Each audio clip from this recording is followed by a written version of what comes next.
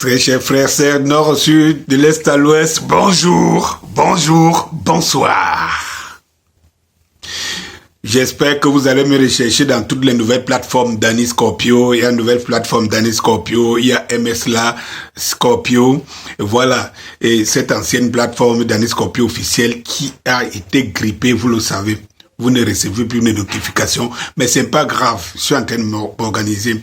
Des petits soucis de santé depuis le mois de novembre, mais ça va aller, ça va aller, ça va aller. Eh bien, je voudrais aussi en passant vous rappeler aux uns aux autres que ceux qui avaient cotisé pour la cagnotte Letchi, ils sont en droit de se demander à quoi ça aboutit et comment. J'aimerais tout simplement vous souligner ici que je n'ai jamais touché cette cagnotte. Je ne l'ai jamais touché. Et j'avais demandé à...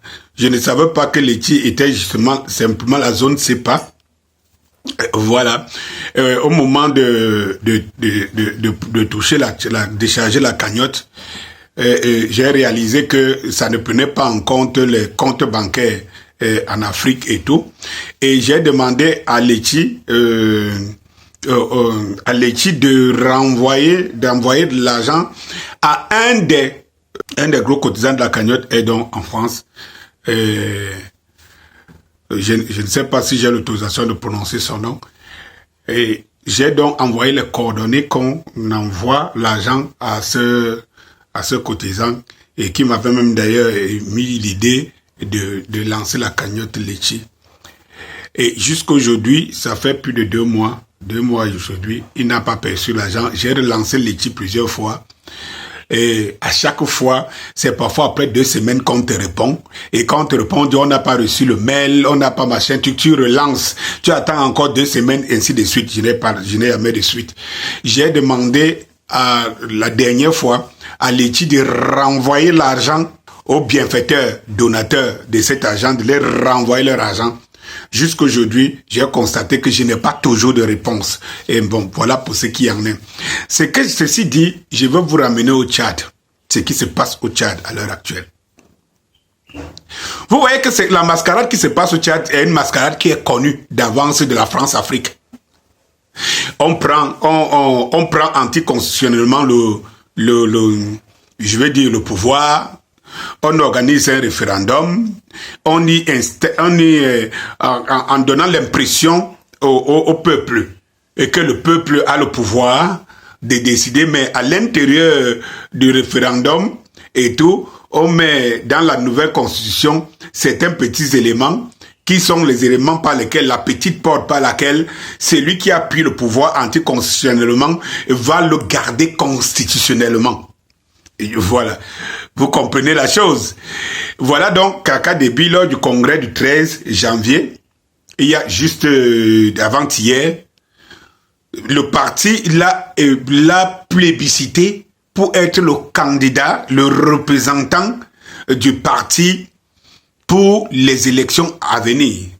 Et qu'est-ce qu'on va vous dire? On va vous dire que c'est les Tchadiens qui ont voté, c'est les Tchadiens qui ont machin, c'est les Tchadiens qui ont ceci. Voilà donc à quoi ressemble la démocratie France-Afrique, la démocratie des impérialistes. Voilà donc, comme c'est la France qui était venue installer Kaka Déby, et on voit que les Tchadiens s'agitent beaucoup, auprès de perdre des centaines parmi eux. Qu'est-ce qu'on a fait? On a d'abord retourné celui qui représentait leur espoir, qui est Succès Masara, qui est donc devenu Premier ministre. En devenant Premier ministre, c'est qu'il a signé de facto, qui ne cessera pas à briguer la candidature, puisque Kaka Déby, lui, sera donc réélu.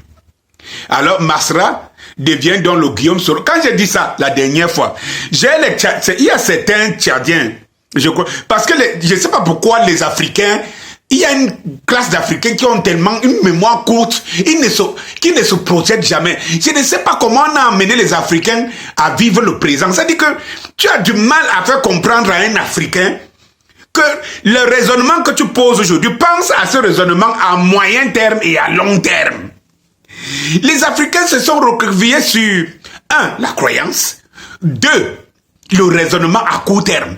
Ça dit qu'on voit là. Il y a des gens qui sont venus me faire de la morale, tu ne connais pas Succès Masra, tu ne connais pas la politique au Tchad, tu ne connais pas le peuple tchadien, tu ne connais pas ceci. Mais ce que je sais au moins, c'est que j'ai vu des vaillants tchadiens mourir sous des balles.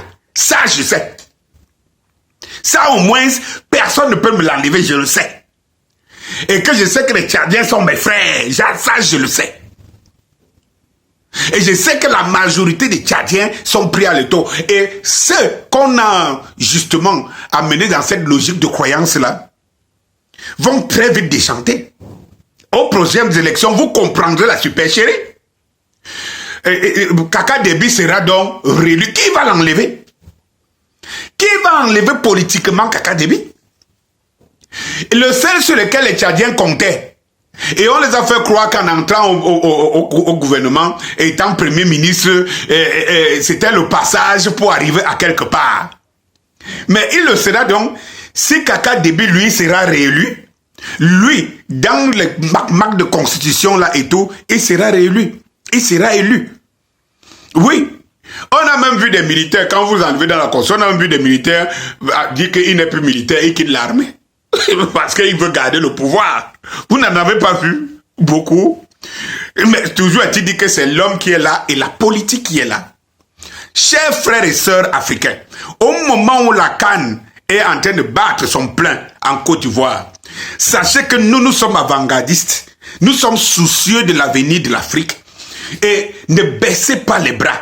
Parce que l'Afrique, la plus grande bêtise de l'Africain, c'est la distraction. Il naît dans la distraction, il grandit dans la distraction, il évolue dans la distraction et il meurt dans la distraction. Et donc, la CAN ne devrait pas nous distraire pour voir les choses en train de passer. Parce que je sais qu'il y en a beaucoup de panafricains, beaucoup d'Africains que nous sommes, qui n'ont pas vu ce congrès-là où Kaka Déby sera